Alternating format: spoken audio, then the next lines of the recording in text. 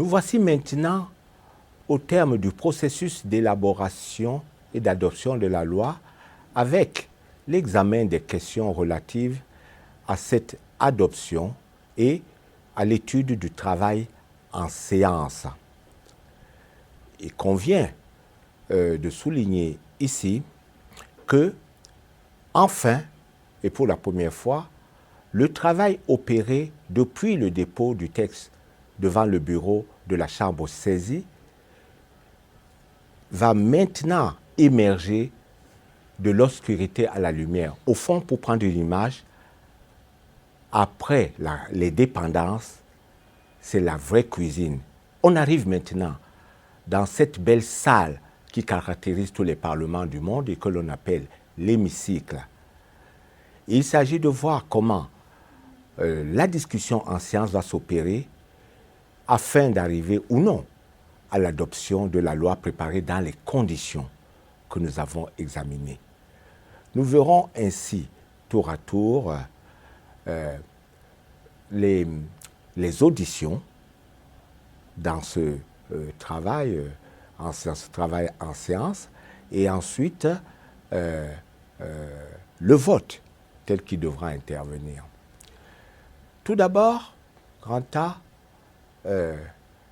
les auditions, ce qui caractérise la séance plénière avec ces mouvements de foule, cette foule des grands jours, au de même évidemment que lors des questions au gouvernement, parfois moins évidemment, tous les textes n'ont pas le même intérêt, mais les réunions en séance plénière suscitent parfois l'intérêt de la population, même si les places réservées au public sont limitées, notamment du fait de la participation de plus en plus grande des médias. Eh bien, on va voir ici l'intervention d'une part des grands ténors de l'Assemblée qui vont à l'occasion de l'examen en séance montrer tout leur savoir-faire. On va voir le génie parlementaire déployer l'ensemble de ses effets à travers notamment l'audition du président et du rapporteur de la commission saisie, à travers l'intervention du ministre chargé de ce texte, à travers bien entendu l'intervention, l'audition de l'auteur de la proposition, à travers également, et c'est un point important, l'intervention d'un parlementaire opposé au texte qui va être soumis à discussion et à adoption. Ces autorités, ces auditions sont extrêmement importantes parce qu'elles vont permettre au texte, évidemment, d'être situé, surtout au regard de l'exposé des motifs qui l'accompagnent. C'est vrai que la procédure d'examen en séance impose que ces interventions, ces auditions aient lieu. En effet, à cette occasion, la méthodologie, au fond, est finalement toujours la même. La discussion, l'examen en séance est toujours d'abord un examen de l'ensemble du texte avant de procéder à un examen détaillé. Mais précisément, dans la première partie de cet examen, à la suite des auditions, on va assister à une sorte d'incident, mais ce n'est pas de véritables incidents, de motions, ainsi qu'elles s'appellent, de motions de procédure. Plusieurs séries de motions de procédure sont de nature à freiner d'emblée l'achèvement ou le parachèvement de l'examen du texte en séance.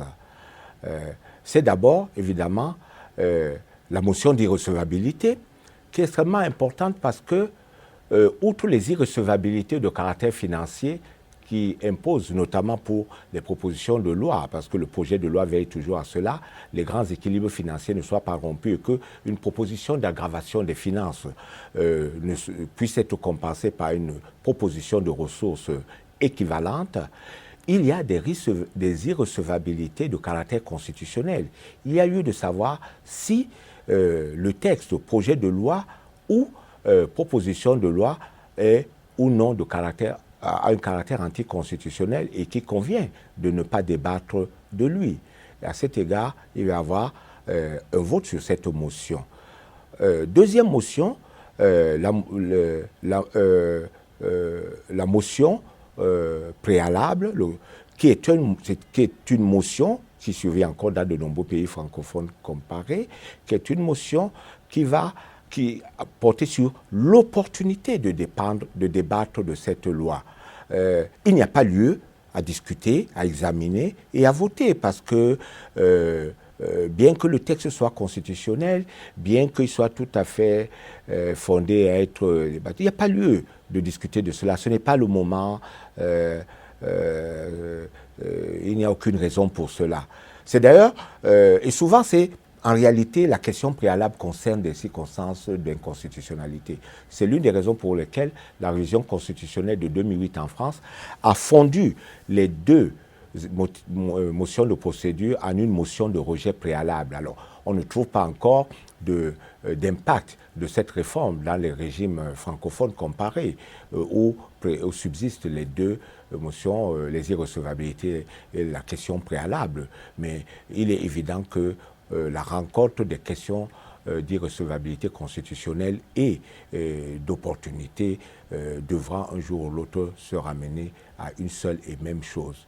Une troisième motion doit être soulignée et signalée, c'est évidemment la motion de renvoi en commission pour laquelle, du fait des auditions qui ont eu lieu, il apparaît que soit le travail, le rapport montre que le travail n'a pas encore été suffisamment complet et qui doit être complété, surtout si en séance s'exprime également, par exemple, certaines constitutions le prévoient, le représentant du Conseil économique et social, par exemple, ou le représentant de la Chambre des comptes pour ce qui concerne le contrôle des finances, eh bien, la motion de renvoi en commission va pouvoir être votée et arrêter l'examen en séance publique pour un retour pour examen plus approfondi dans la commission appropriée.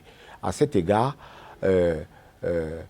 l'examen en discussion peut s'arrêter, mais dans la plupart des cas, cette question d'incident est résolue et le travail en discussion à la suite des auditions qui sont intervenues va pouvoir continuer par un examen en général.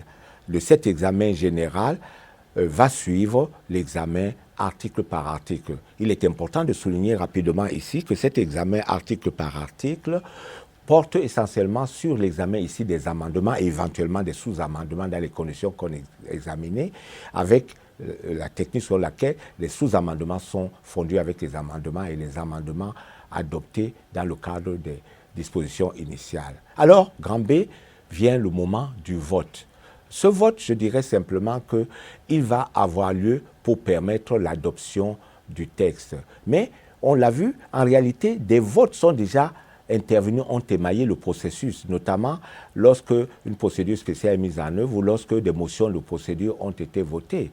Et en définitive, le vote va porter sur la mise aux voix de ces articles. C'est au terme de celle-ci, selon le procédure, le mode de vote adopté, que le texte va être considéré comme adopté. Il est alors envoyé par les soins du ministre chargé des relations avec le Parlement envoyé au président de la République en vue de son adoption. Ici, deux grands moments.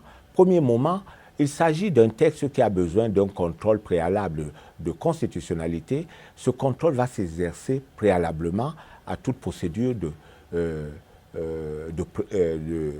promulgation, évidemment, et le contrôle va s'exercer avant. Deuxièmement, le contrôle est simplement, comme dans de nombreux cas, préventif, et dans ce cas, dans le délai de 15 jours, un certain nombre d'autorités habilitées vont pouvoir saisir, y compris d'ailleurs le chef de l'État lui-même, le Premier ministre et un certain nombre de membres du Parlement vont pouvoir saisir la juridiction constitutionnelle à l'effet de valider ou non la constitutionnalité du texte. Et c'est au terme de cela que ce texte pourra faire l'objet de sa promulgation, soit complète, soit une promulgation partielle, expurgée des dispositions considérées comme inconstitutionnelles et ou non avec les strictes réserves d'interprétation de la juridiction. La loi est dès lors prête à être appliquée. Elle est publiée au journal officiel et devient obligatoire. Je ne voudrais pas terminer ce cours sans rappeler deux choses. Tout d'abord, le fait que cette adoption de la loi peut donner lieu à d'autres incidents, et notamment au fait que, alors qu'elle est en cours, il va être procédé à la mise en œuvre des mécanismes de contrôle politique pour obliger le gouvernement soit à tomber, soit que le gouvernement oblige l'opposition ou une partie de sa majorité à voter une motion de censure. C'est un élément important qui va arrêter, le texte va être arrêté avant son vote. Et enfin, je voudrais rappeler que ces différents cas vont être examinés en pratique dans les capsules présentées par les fonctionnaires parlementaires où ils vont servir de cas pratiques concrets. Vous verrez exactement comment tout cela va se passer. Je vous remercie.